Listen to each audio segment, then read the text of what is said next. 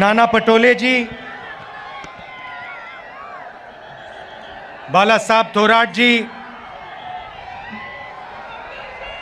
सुशील कुमार शिंदे जी, पृथ्वीराज चौहान जी,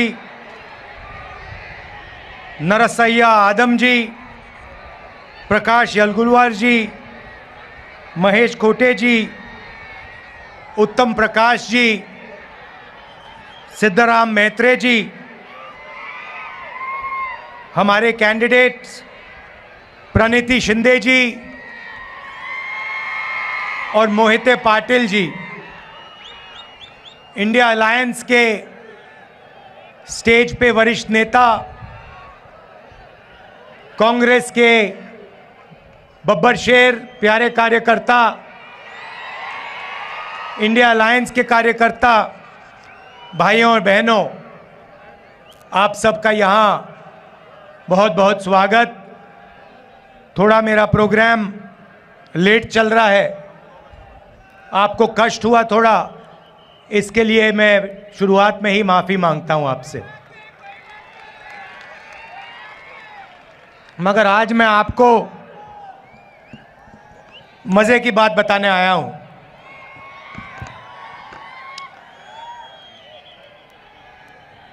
सबसे पहले, ये साधारण चुनाव नहीं है, क्योंकि इस चुनाव में पहली बार, आज़ादी के बाद पहली बार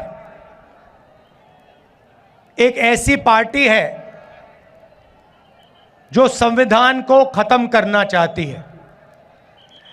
उनका लक्ष्य सिर्फ चुनाव जीतने का नहीं है, उनका लक्ष्य हिंदुस्तान के कॉन्स्टिट्यूशन को, हमारे संविधान को खत्म करने का है।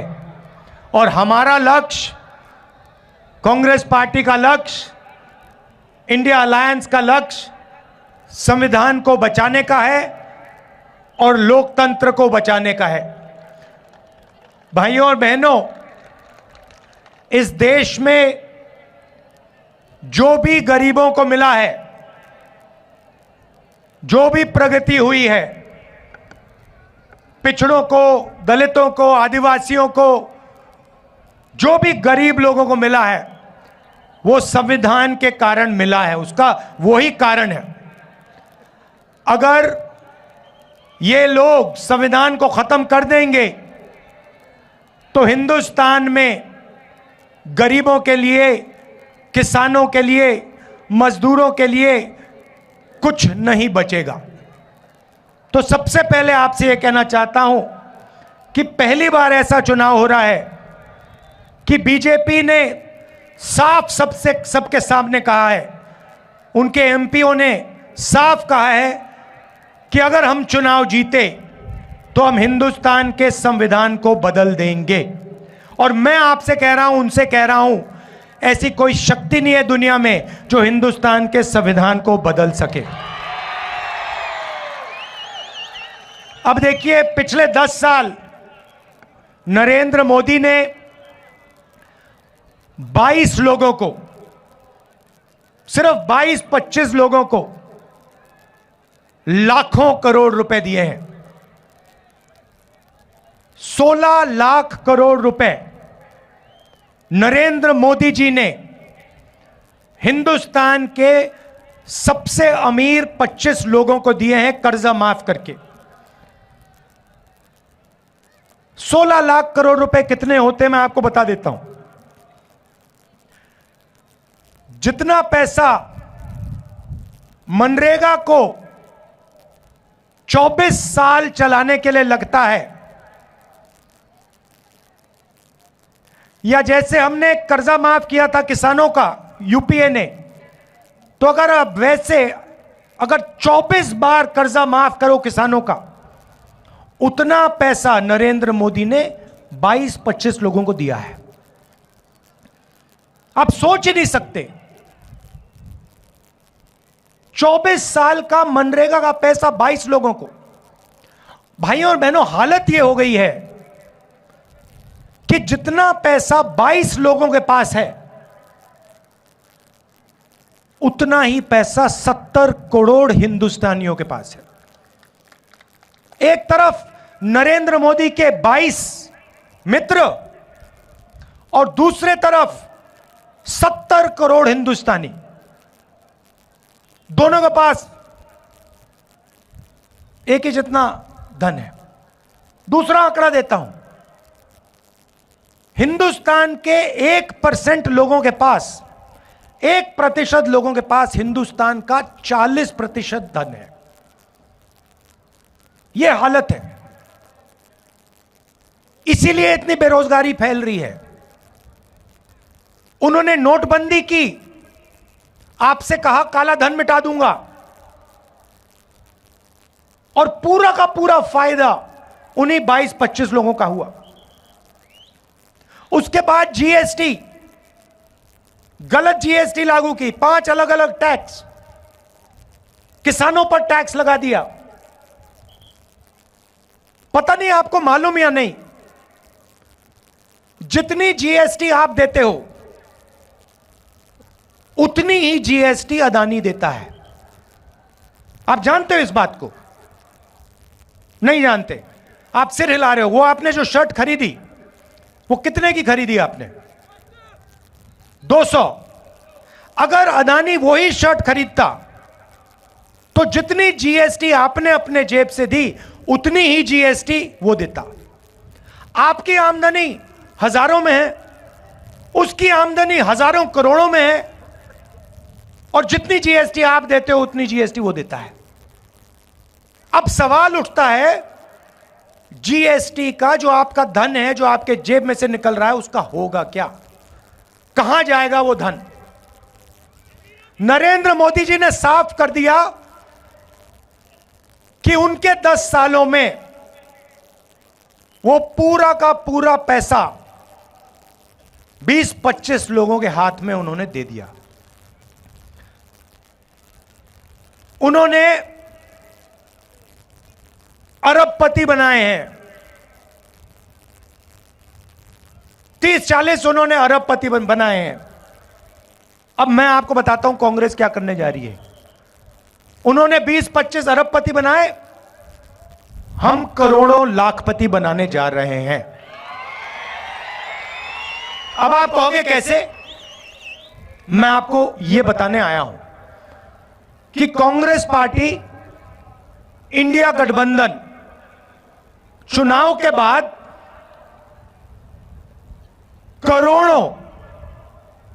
करोड़ों लाखपति कैसे बनाने जा रही है। आप जानते हो कि हिंदुस्तान में महिला भविष्य की देखभाल करती है। यहां पुरुष बैठे हैं, महिलाएं भी बैठी हैं, देखिए ताली बजा रही हैं। अब देखिए 21वीं सदी में स्त्री और पुरुष दोनों जॉब करते हैं। सही बात है ना? ठीक है। 8 घंटे की, 10 घंटे की जॉब होती है। जॉब के लिए दोनों को पैसे मिलते हैं, मिलते नहीं मिलते? ठीक है। मगर हिंदुस्तान की महिला 8 घंटे घर से बाहर काम करती है और फिर 8 घंटे घर में काम करती है। सही? मतलब डबल काम करती हैं आप लोग।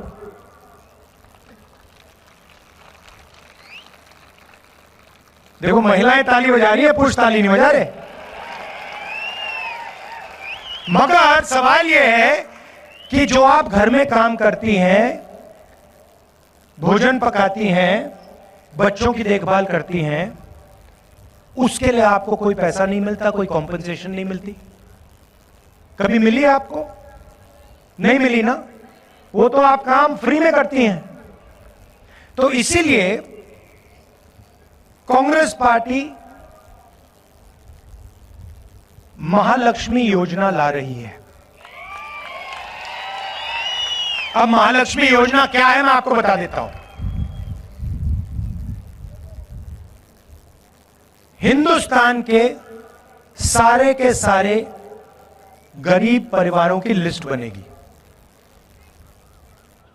हर जात के, दलित, ओबीसी, गरीब, जनरल कास्ट लिस्ट बनेगी और उस लिस्ट में से हर परिवार से एक महिला चुनी जाएगी। उसमें बीड़ी वर्कर्स होंगी, उसमें किसान के परिवार होंगे, उसमें मजदूरों के परिवार होंगे, छोटे कारीगर होंगे और उन महिलाओं को, करोड़ों महिलाओं को कांग्रेस पार्टी साल के 1 लाख रुपए बैंक अकाउंट में डाल देगी।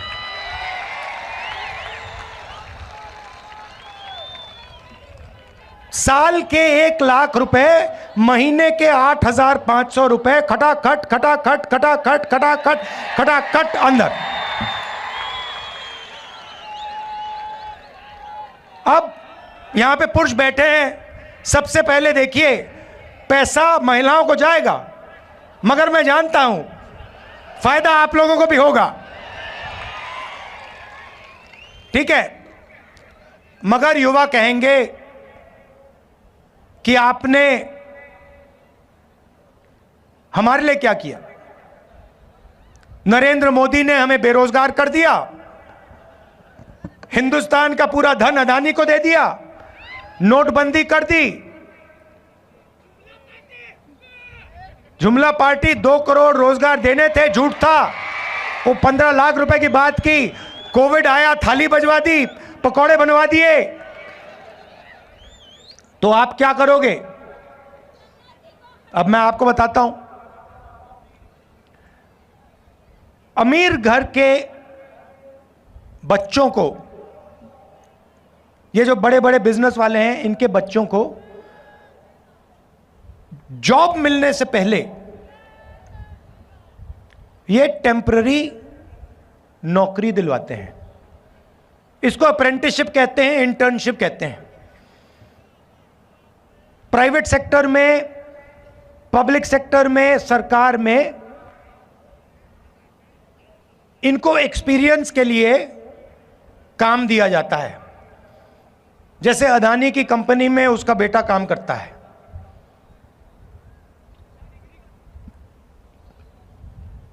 मगर यह सुविधा हिंदुस्तान के बेरोजगार युवाओं को नहीं मिलती।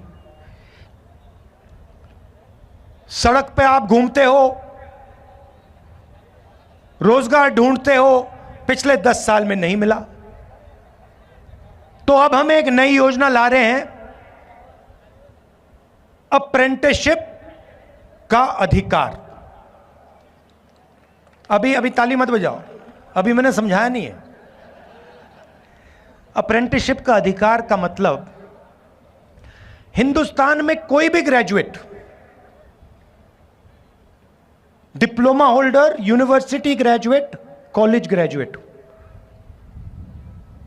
इनमें से कोई भी सरकार से यह अधिकार मांग पाएगा। और जिस दिन उसने यह अधिकार मांगा, उस दिन सरकार को उसे पहली साल की नौकरी पक्की करके, गारंटी करके देनी पड़ेगी। जैसे मनरेगा में जॉब मांगा जा सकता है, काम मांगा जा सकता है, मगर मना नहीं किया जा सकता, वैसे ही हिंदुस्तान के ग्रेजुएट्स को पहली साल की नौकरी पक्की। अब पहली साल की नौकरी में क्या होगा और कहां होगी नौकरी? पब्लिक सेक्टर यूनिट्स में, HAL, BHEL, Indian oil, Hindustan petroleum, private कंपनियों में, सरकारी ऑफिसेज में, सरकारी अस्पतालों में ये नौकरियां दी जाएंगी। करोड़ों युवाओं की ट्रेनिंग होगी 1 साल की, और उस साल के लिए 1 लाख रुपए युवा के बैंक अकाउंट में जाएगा। 8,500 रुपए महीने के, 1,00,000 रुपए साल के हर ग्रेजुएट के बैंक अकाउंट में कांग्रेस पार्टी डालने जा रही है। तो इस प्रकार से हम करोड़ों लाखपति बनाने जा रहे हैं। अब यहां किसान बैठे हैं, इन दोनों योजनाओं का आपका फायदा होगा, मगर हम वहां नहीं रुके। आपने नरेंद्र मोदी से 2 चीजें मांगी, कर्जा माफी और कानूनी मिनिमम सपोर्ट प्राइस। हर किसान जानता है कि जब उसे अपनी फसल बेचनी पड़ती है तो जादू से फसल का दाम गिर जाता है, जादू से फसल दाम गिर जाता है और किसान को कभी भी सही दाम नहीं मिलता। बाकी लोग अपना प्रोडक्ट बेचें, उनको सही दाम मिलता है। कोई टूथपेस्ट बेचता है, कोई जूस बेचता है, कोई कुछ और बेचता है, चिप्स का पैकेट बेचता है, उसको सही दाम मिलता है। मगर जो इस देश की रीढ़ की हड्डी है, जो 24 घंटा खून पसीना देता है, उसे सही दाम नहीं मिलता। तो हमने 2 काम किसानों के किए हैं, करने जा रहे हैं। पहला काम, हिंदुस्तान के किसानों का हम कर्जा माफ करेंगे। ये अभी आप ताली जल्दी बजा गए, ये कर्जा माफी ये शुरुआत है, मगर हम सिर्फ कर्जा माफी नहीं करेंगे। हम किसानों के लिए एक कमीशन रखेंगे और इस कमीशन का काम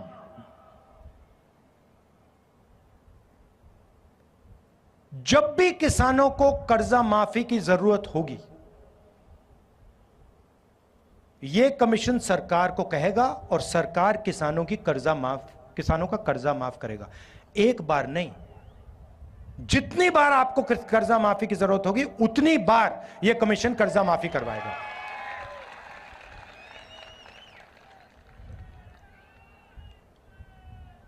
और पहली बार हिंदुस्तान की हिस्ट्री में कांग्रेस पार्टी ने निर्णय लिया है कि कानूनी मिनिमम सपोर्ट प्राइस हिंदुस्तान के किसानों को दी जाएगी। भाइयों और बहनों, न्याय होना चाहिए।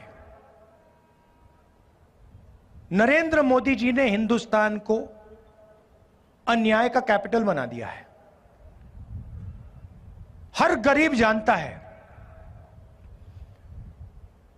कि जितना अन्याय आज हिंदुस्तान में हो रहा है उतना शायद पहले कभी नहीं हुआ, अंग्रेजों के समय भी नहीं हुआ। मैं सिर्फ एक बात कह रहा हूं, अगर अदानी जैसे व्यक्ति का कर्जा माफ हो सकता है और अगर नरेंद्र मोदी अदानी जैसे लोगों का कर्जा माफ करेगा तो कांग्रेस पार्टी किसानों का, मजदूरों का, दलितों का, गरीबों का कर्जा माफ करेगी। अगर नरेंद्र मोदी चाहते हैं कि किसानों का कर्जा माफ ना हो तो फिर अरबपतियों का भी कर्जा माफ नहीं होना चाहिए। जो उनके लिए होता है वो किसान के लिए होना चाहिए, जो उनके बेटे के लिए होता है वो गरीबों के बेटों के लिए होना चाहिए। मैं सिर्फ ये कह रहा हूं। और नरेंद्र मोदी जी का काम आपके ध्यान को इधर उधर करने का है। घबराए हुए हैं, डर गए हैं, क्योंकि जानते हैं कि इलेक्शन हाथ से जा रहा है और इलेक्टोरल बॉन्ड्स में इतनी चोरी हुई है इतनी चोरी हुई है कि इलेक्शन के बाद उनकी मुश्किल हो जाएगी। तो घबराहट में है, तो एक के बाद एक, एक के बाद एक, एक के बाद एक झूठ बोल रहे हैं।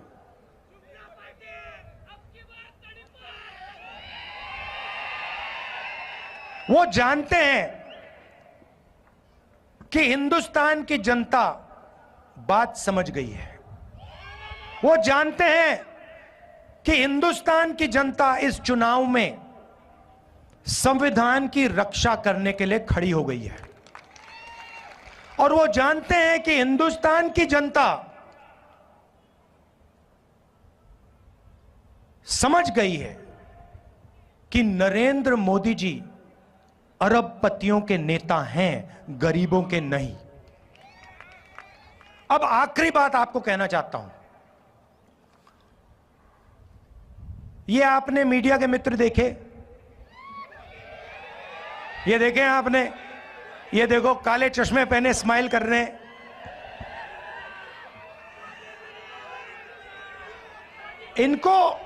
इनको आपने कभी भी किसानों की बात करते हुए सुना है, देखा है?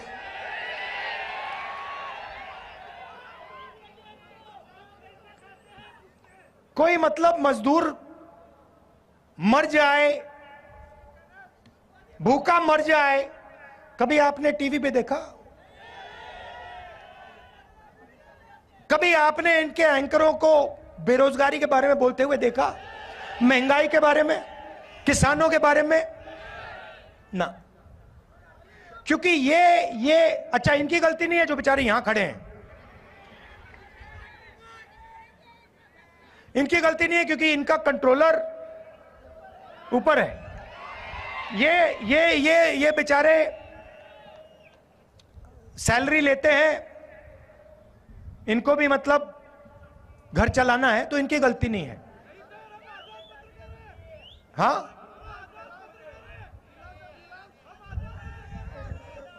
एक दो आजाद हो सकते हैं मगर बाकी गुलाम हैं।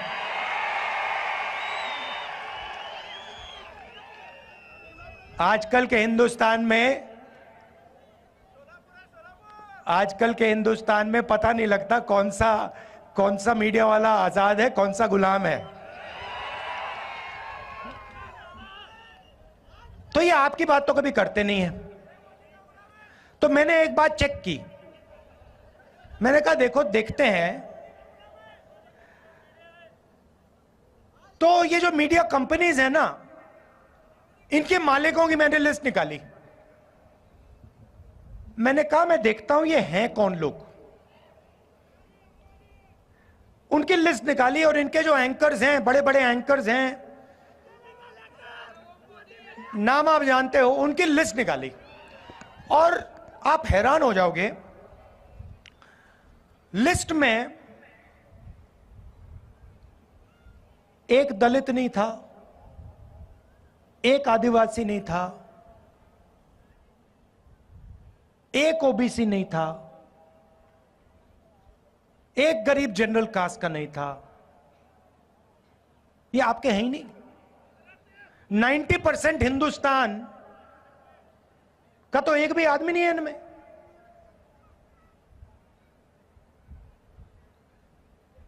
पिछड़े वर्ग के कितने लोग हैं हिंदुस्तान में? चुप हो गए सब। अच्छा, हिंदुस्तान में दलित कितने? 15%। आदिवासी कितने? 8%। पिछड़े वर्ग के लोग कितने? कोई नहीं जानता, मगर कम से कम 50%। कम से कम 50, 15 और 8 कितने हुए?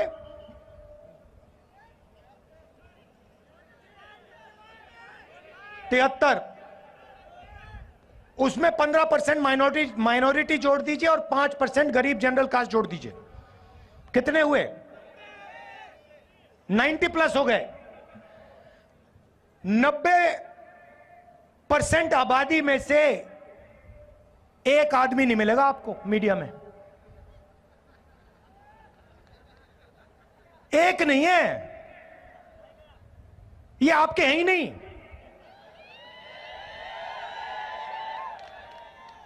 ये अदानी के हैं, ये मोदी के हैं, ये अंबानी के हैं। ये आपकी बात थोड़ी करेंगे। अच्छा ठीक है, मीडिया छोड़ो। हिंदुस्तान की सबसे बड़ी 200 कंपनी की लिस्ट निकाली मैंने, उसमें बता दो, उस लिस्ट में, उनके मालिकों की लिस्ट में मुझे बता दो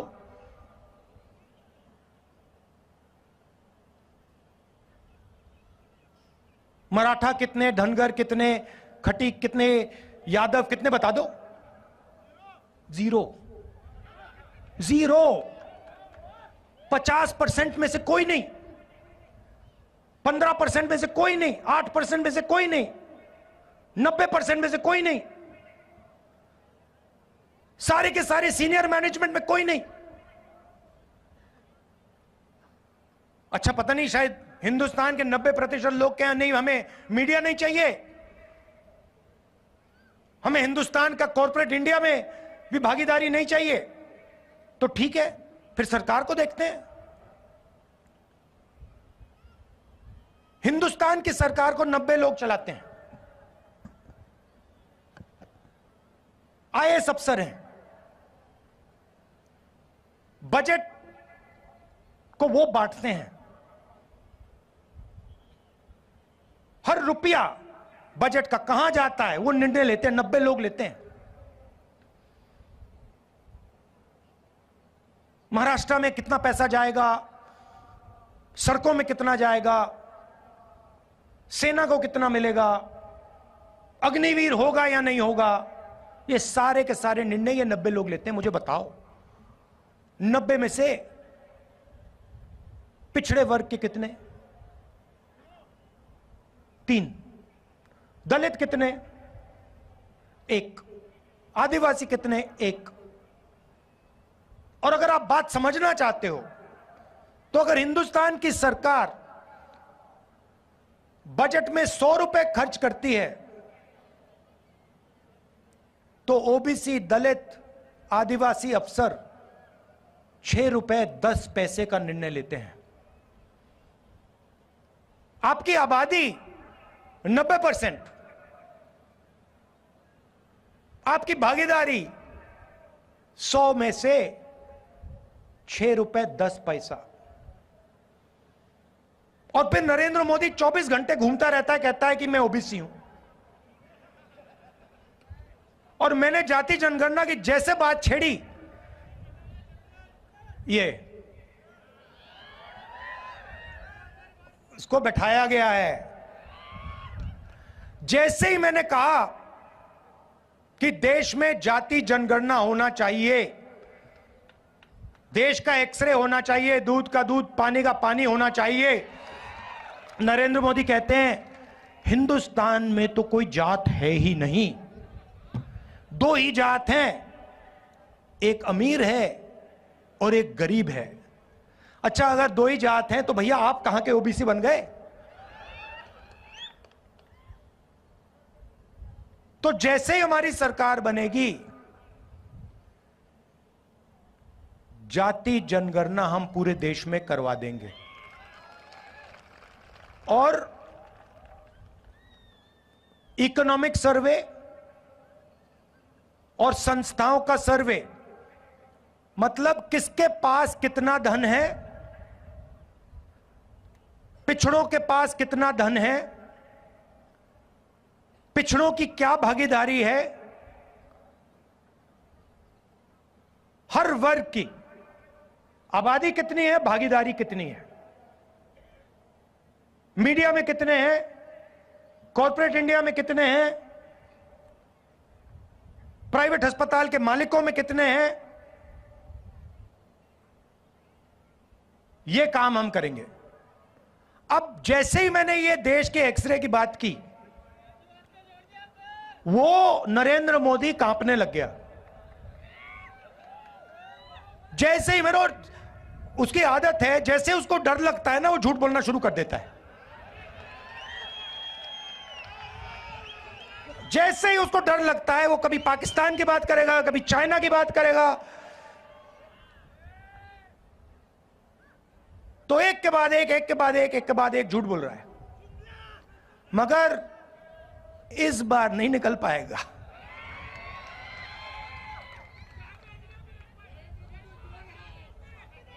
पता नहीं आपने सुना नहीं सुना, वो एक योजना लाए इलेक्टोरल बॉन्ड्स वाली, सुनिए आपने। उसमें क्या किया, सबसे पहले कहते हैं कि इलेक्टोरल बॉन्ड से हिंदुस्तान में जो भ्रष्टाचार है वो खत्म होगा। और फिर क्या किया, कहते हैं कि जो भी पैसा देना चाहता है किसी भी राजनीतिक पार्टी को, बिना नाम दिखाए पैसा दे सकता है। सुप्रीम कोर्ट ने कहा भैया ये तो कानूनी नहीं है, इसको रद्द करो। और सुप्रीम कोर्ट ने उनकी स्कीम को रद्द कर दिया। उसके बाद नरेंद्र मोदी और सरकार जिन लोगों ने उनको पैसा दिया उनके नाम नहीं रिलीज करना चाह रही। सुप्रीम कोर्ट ने कहा भैया जिन्होंने आपको पैसा दिया उनके नाम दो और कौन सी तारीख पे पैसा दिया वो बता दो। स्टेट बैंक पे दबाव डाला, वो ये इंफॉर्मेशन रिलीज ही नहीं कर रहे थे।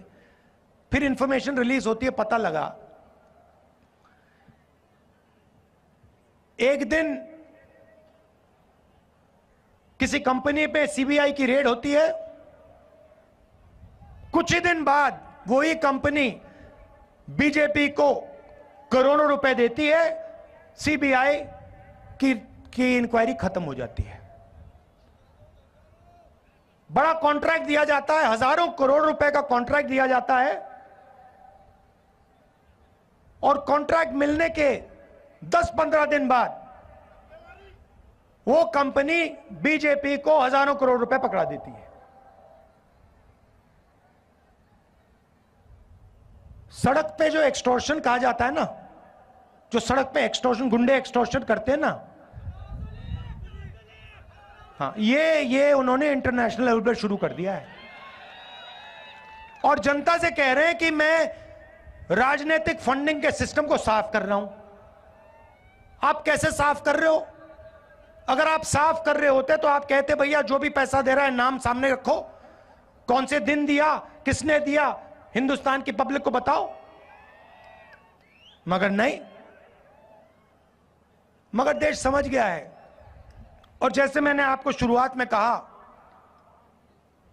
लड़ाई संविधान को बचाने की है। और अगर नरेंद्र मोदी अरबपतियों को पैसा दे सकता है, उनका कर्जा माफ कर सकता है, तो कांग्रेस हिंदुस्तान की महिलाओं को, हिंदुस्तान के युवाओं को, हिंदुस्तान के किसानों को पैसा दे सकती है और देगी। आप सबका बहुत बहुत धन्यवाद। नमस्कार, जय हिंद।